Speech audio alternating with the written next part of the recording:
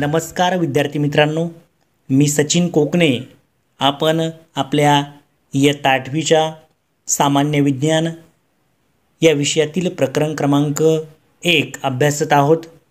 आपण आपल्या मागच्या लेक्चरमध्ये मित्रांनो सूक्ष्मजीवांचे वर्गीकरण म्हणजे काय त्या संदर्भात आपण अभ्यास करत होतो.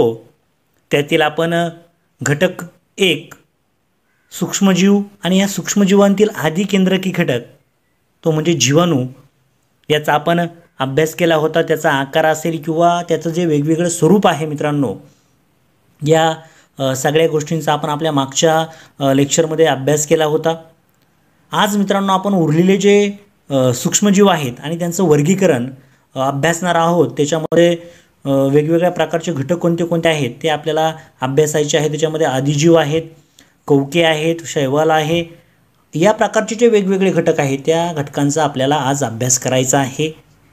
तुमच्या सर्वांच्या प्रतिक्रिया माझ्यापर्यंत चांगल्या प्रकारे पोहोचत आहेत. नक्कीच आपण विज्ञानाबरोबर आपला गणित विषयसुद्धा लवकरात लवकर चालू करत आहोत. त्याप्रमाणे इतर विषयांचे सुद्धा व्हिडिओ लवकरात लवकर अपलोड करणार आहोत. मित्रांनो, बऱ्याच पालकांनी प्रतिक्रिया व्यक्त केली की गणितही चालू करा. आपण लवकरच गणितसुद्धा चालू करत आहोत, गणितसुद्धा घेत आहोत.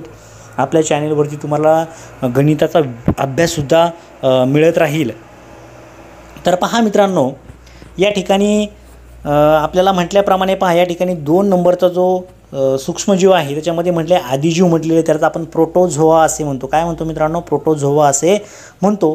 तर त्याचा आकार किती असतो? तर पहा 200 मायक्रोमीटर असतो. आपल्याला माहिती आहे 1 मीटर बरोबर किती मायक्रोमीटर असतं? तर 10⁻⁴ मायक्रोमीटर असतं मित्रांनो, लक्षात घ्या. ज्याप्रमाणे नॅनोमीटर आहे 10⁹, डेकोमीटर 10⁻². तर याच प्रकारामध्ये जर आपण पाहिले तर आदिजीव म्हणजेच प्रोटोझोआ. तर प्रोटोझोआचा जो आकार आहे मित्रांनो तो 200 मायक्रोमीटर एवढा असतो. तर या ठिकाणी म्हटल्याप्रमाणे त्याची जी वेगवेगळी वैशिष्ट्ये आहेत किंवा लक्षणे आहेत ती या ठिकाणी पाहूयात आपण. पहा, माती, गोडे पाणी व समुद्रात आढळतात. कुठे आढळतात आदिजीव? तर मातीमध्ये असेल, गोडे पाणी असेल व समुद्रात आढळतं. म्हणजे आपण जे पाणी पितो किंवा समुद्राचं पाणी असेल त्या सर्वांमध्ये हे घटक आपल्याला पाहायला भेटतात.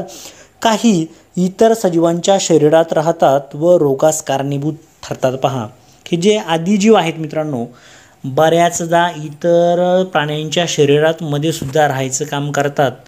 आणि ते त्या ठिकाणी आपण थोडक्यामध्ये लहान मुलांना तुम्ही आजी आजोबांकडून ऐकून घ्या किंवा जाणून घ्या. मुडदूस नावाचा एक शब्द त्यावेळेसला प्रचलित होता, आजही आहे, की लहान मुलांच्या शरीरामध्ये तो घटक असतो आणि तो मग पाण्याने काढला जातो, घासून वगैरे, पाट वगैरे घासून ती किडे म्हणतात. असं जुन्या लोकांची एक संकल्पना आहे. तर त्यासारखे जे घटक आहेत जे शरीरामध्ये वेगवेगळ्या प्राण्यांच्या म्हणजे मानवाच्याच नाही तर इतर प्राण्यांच्या शरीरामध्ये सुद्धा कार्य करत असतात आणि ते वेगवेगळ्या रोगांना कारणीभूत ठरत असतात. त्याच्यामध्ये शरीराची वाढ होत नाही, यासारखे जे आजार आहेत ते त्याच्यामध्ये समाविष्ट असतात. दुसरं घटक त्यांनी म्हटलेलं आहे, पहा, दृश्य केंद्रकी पेशी आढळणारे एकपेशीय सजीव म्हटलेले आहेत. पहा, त्या ठिकाणी म्हटले त्यांनी दृश्य केंद्रकी पेशी आढळणारे एकपेशीय सजीव असतात. तर त्यांचे जे केंद्रक आहेत इथं उदाहरणार्थ दिलेलं आहे. पहा, पॅरामेशियम दाखवलेला आहे जो तुमच्या समोर आहे. तर तुम्हाला त्या पॅरामेशियमचं केंद्रकसुद्धा या ठिकाणी पाहायला भेटते. म्हणजे ते कसे असतात? तर दृश्य केंद्रकी, म्हणजे आपल्या डोळ्यांना ते काय होतं मित्रांनो दिसतात. पहा, म्हणजे ते कसे असतात? तर दृश्य केंद्रकी पेशी आढळणारे एकपेशीय सजीव असतात.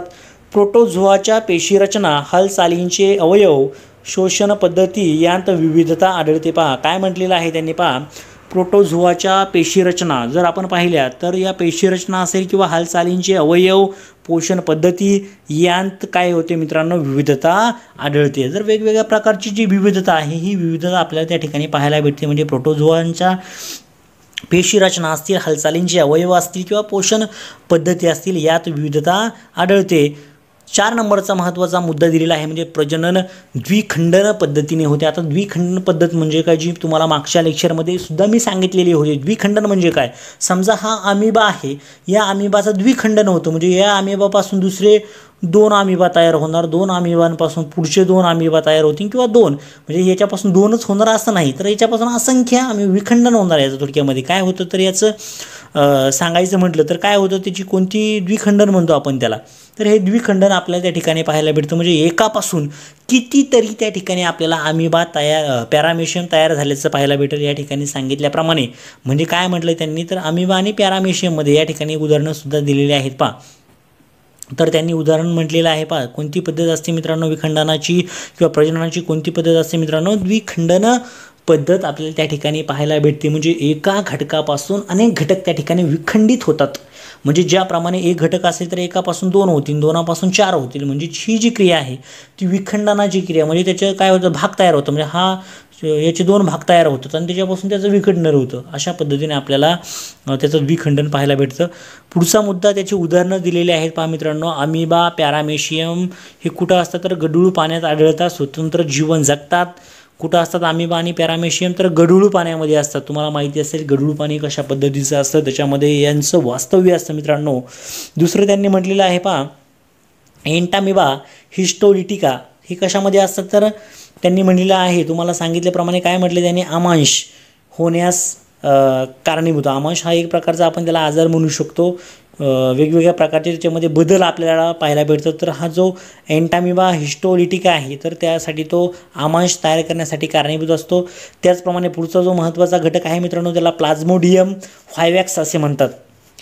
जो आपला जो मलेरिया नावाचा एक आजार आहे, जो बऱ्याचदा आपल्याला हिवाळ्यामध्ये किंवा पावसाळ्यात आपल्याला पाहायला भेटतो. मलेरियासारखे जे आजार आहेत, हिवताप येतो माणसाला, आणि हे जे घटक आहेत तर हे आपल्याला प्लाझ्मोडियम व्हायवॅक्सपासून तयार झाल्याचं पाहायला भेटतं. हा जो घटक आहे जो प्रोटोझोआमध्ये त्यालाच आपण आदिजीवांमध्ये येतो तर तो आहे, तर त्याला काय म्हटलं प्लाझ्मोडियम व्हायवॅक्स. त्याला कशासाठी कारणीभूत असतो तर मलेरिया त्यासाठी तयार होऊ शकतो, हिवताप त्याला आपण म्हणतो. पुढचा जो घटक आहे त्याला म्हटलं युग्लिना.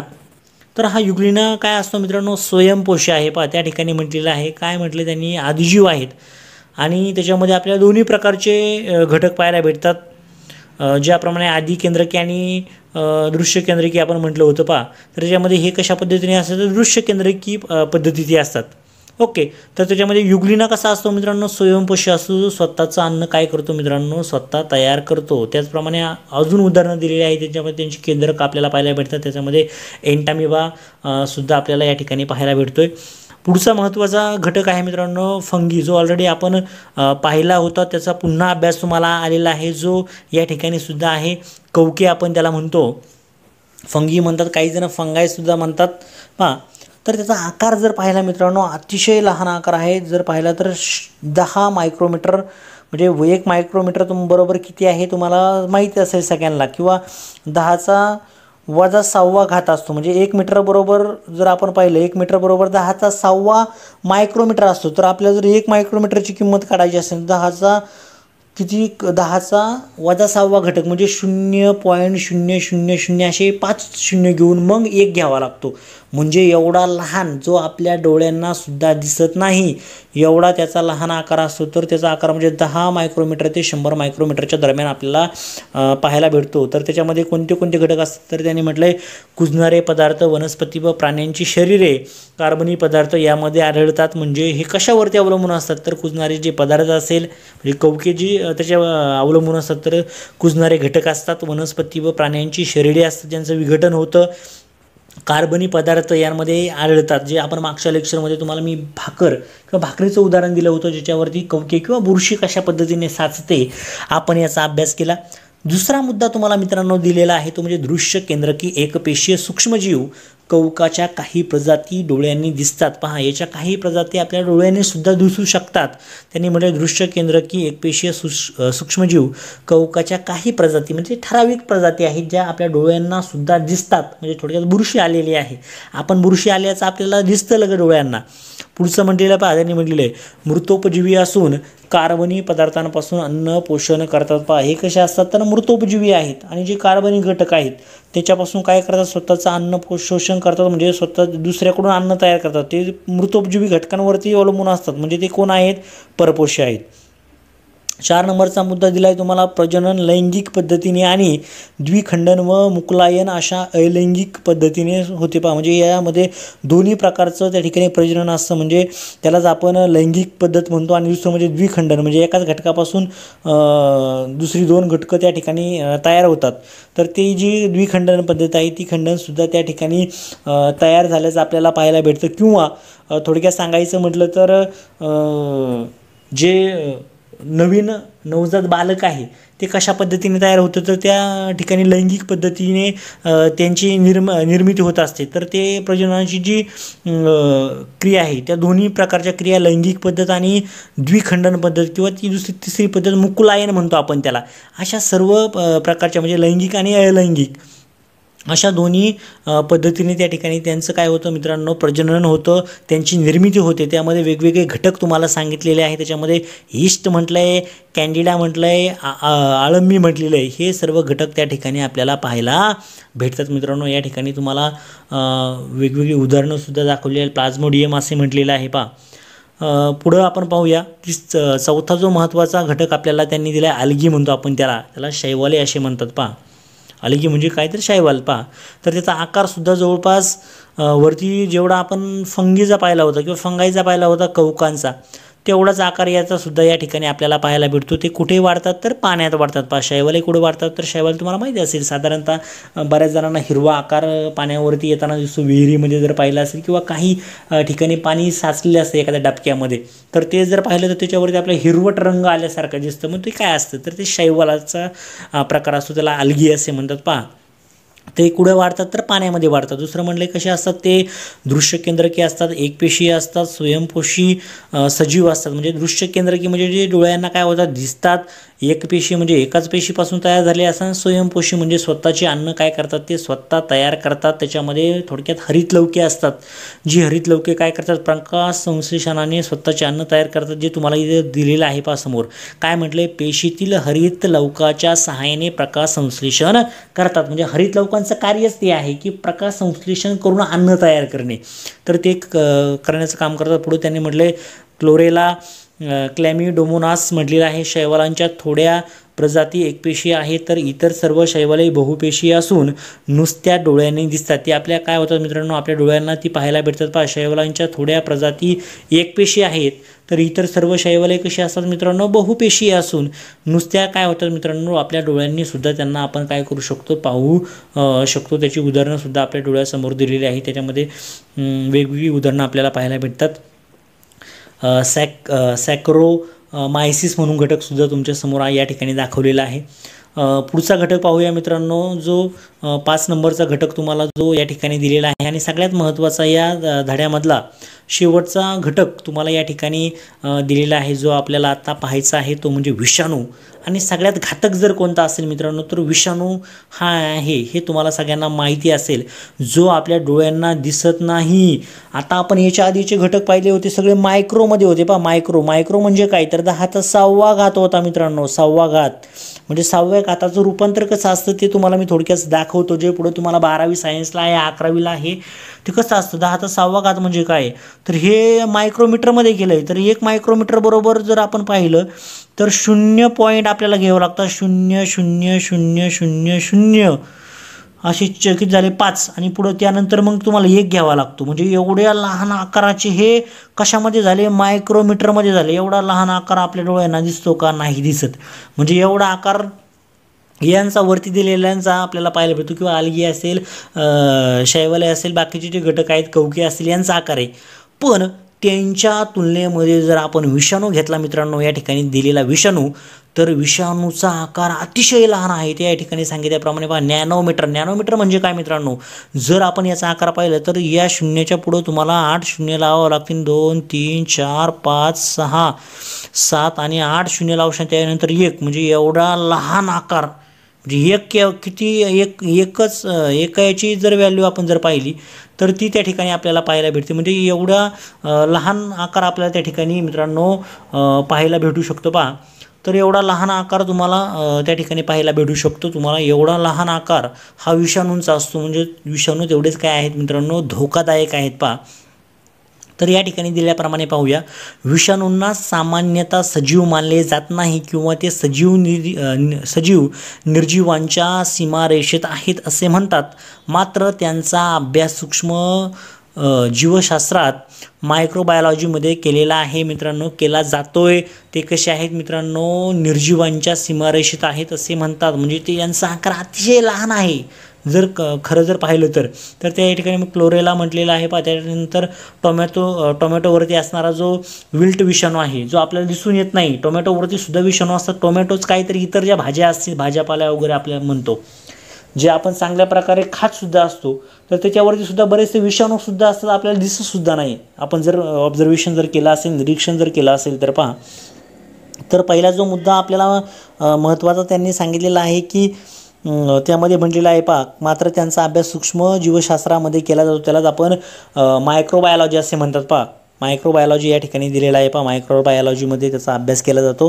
विषाणू अतिसूक्ष्म म्हणजेच जीवाणूंच्या 10 ते 100 पटीने लहान असून फक्त इलेक्ट्रॉन सूक्ष्मदर्शीने दिसू शकतात. लक्षात घ्या, इलेक्ट्रॉन मायक्रोस्कोप नावाचा एक मायक्रोस्कोप असतो. त्या मायक्रोस्कोप खालीच आपण विषाणू पाहू शकतो.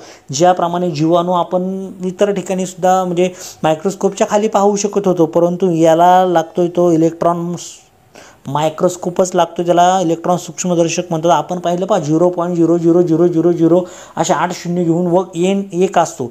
म्हणजे एवढे लहान त्याचा आकार असतो मित्रांनो विषाणूचा. पहा, पुढे त्यांनी म्हटलेलं पहा, स्वतंत्र कणांच्या रूपात ते आढळतात. विषाणू म्हणजे DNA डीऑक्सिरायबोन्यूक्लिक आम्ल किंवा RNA रायबोन्यूक्लिक आम्ल पासून बनलेला लांबलचक रेणू असून त्यांना प्रथिनांचे आवरण असते. पहा, म्हणजे DNA असेल, डीऑक्सिरायबोन्यूक्लिक आम्ल, आणि दुसरं कोणतं RNA रायबोन्यूक्लिक आम्ल पासून बनलेला लांबलचक रेणू असून त्याला प्रथिनांचे आवरण असते. कशाचं आवरण असतं मित्रांनो? त्याला प्रथिनांचे आवरण त्या ठिकाणी पाहायला भेटतं. तिसरा मुद्दा दिलाय पहा, वनस्पती व प्राण्यांच्या जिवंत पेशीतच ते राहू शकतात. कशामध्ये राहू शकतात?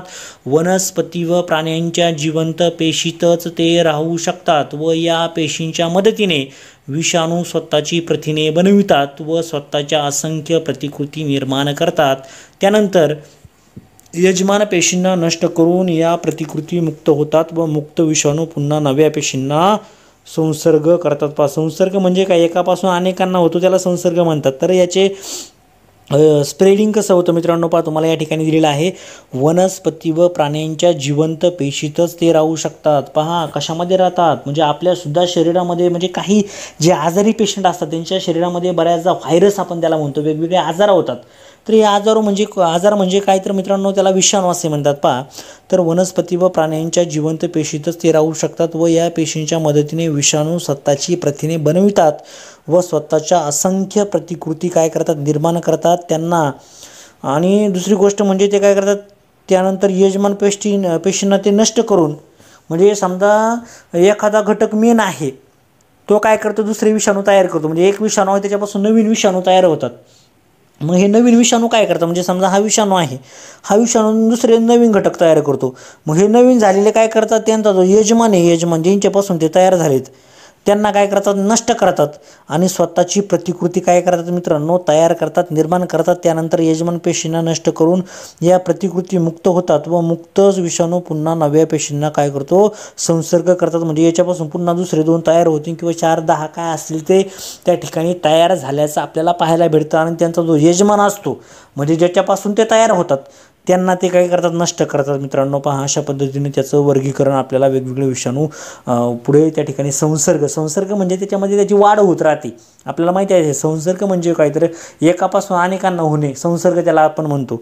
तर एका विषाणूपासून अनेक विषाणू तयार होत राहतात. त्यांचा जो यजमान असतो, ज्याच्यापासून ते तयार झालेले असतात, तो नष्ट होत जातो आणि बाकीचे जे यजमान नवीन असतात तर ते त्या ठिकाणी तयार होतं. पहा, विषाणूमुळे वनस्पती व प्राण्यांना विविध रोग होतात. पहा, हे सगळ्यात महत्त्वाचं आहे. विषाणू हा सगळ्यात धोकादायक आहे. तुम्हाला माहिती असेल, HIV एड्स सारखा एक विषाणू आहे, अतिशय भयंकर विषाणू आहे, ज्याच्यावरती अजूनही त्या ठिकाणी लस भेटलेली नाही. आणि सध्या एक सगळ्यात जबरदस्त विषाणू सध्या सगळ्यांना माहिती असेल, कोरोना नावाचा विषाणू सध्या संपूर्ण जगामध्ये ज्याने थैमान गाजवलेला आहे तो विषाणूसुद्धा तुम्हाला माहिती असेल मित्रांनो, जो एकदा मानवाच्या शरीरामध्ये ज्याने आता प्रवेश केलेला आहे आणि आत्तापर्यंत ठोस अशी लस त्या कोरोनावरती भेटलेली नाही. अनेक शास्त्रज्ञ त्याच्यावरती शोध घेत आहेत. म्हणजे सांगायचं काय आहे मला मित्रांनो, की अशा अनेक प्रकारचे विषाणू आहेत की त्या विषाणूंवरती लस भेटत नाही किंवा ती लस त्या ठिकाणी निर्माण होण्यासाठी बराच कालावधी लोटावा लागतो.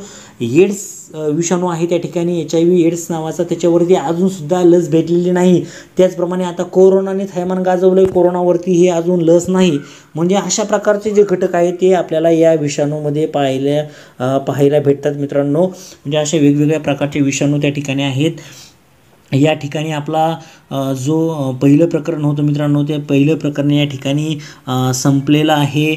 आपण आपल्या पुढच्या लेक्चरमध्ये हे जे आपलं पहिलं प्रकरण होतं जे सजीव सृष्टी व सूक्ष्मजीवांचे वर्गीकरण, ते कशा पद्धतीने आपण पाहिलेलं आहे. अगदी सखोल पद्धतीने आपण त्याचा अभ्यास केलेला आहे. आपलं जे पुढचं प्रकरण आहे आरोग्य व रोग, हे आपण आपल्या पुढच्या लेक्चरमध्ये त्याचा अभ्यास करणार आहोत. नक्कीच सर्व मुद्दे तुम्हाला त्या ठिकाणी मी अगदी व्यवस्थितरित्या, आरोग्य व रोग असेल, कोणते कोणते रोग असतात, कशा पद्धतीने असतात, हे तर प्रकरण अतिशय सोपं आहे मित्रांनो. आपण जे पुढचं प्रकरण अभ्यास करणार आहोत अतिशय सोपं, एकही गुण त्याच्यातला तुमचा जाणार नाही. शिकवलेलं प्रकरण असेल, एकूण एक प्रकरण तुमचं अगदी डिटेलमध्ये, फक्त पुस्तकातलाच अभ्यास तुमच्यापर्यंत मला पोहोचवायचा नाही आहे. तुमचा मला 10वीचा सुद्धा अभ्यास या ठिकाणी परिपूर्ण करून घ्यायचा आहे, जेणेकरून तुमचा बेस पक्का असेल तरच तुम्हाला 10वीमध्ये चांगलं यश मिळेल मित्रांनो. जास्तीत जास्त मित्रांपर्यंत आपला हा व्हिडिओ पोहोचवण्याचं काम करा. आपल्या व्हिडिओला लाईक करा, कमेंट करा, शेअर करा. तुम्हाला आवडला असेल तर नक्कीच कमेंट करा. चांगल्या पद्धतीने शिकवत आहे, कशा पद्धतीने माझं शिकवणी तुम्हाला आवडत असेल नक्कीच यापुढेही आपण तुमच्यापर्यंत वेगवेगळे विषय नक्कीच पोहोचवणार आहोत. Okay, all the best, thank you.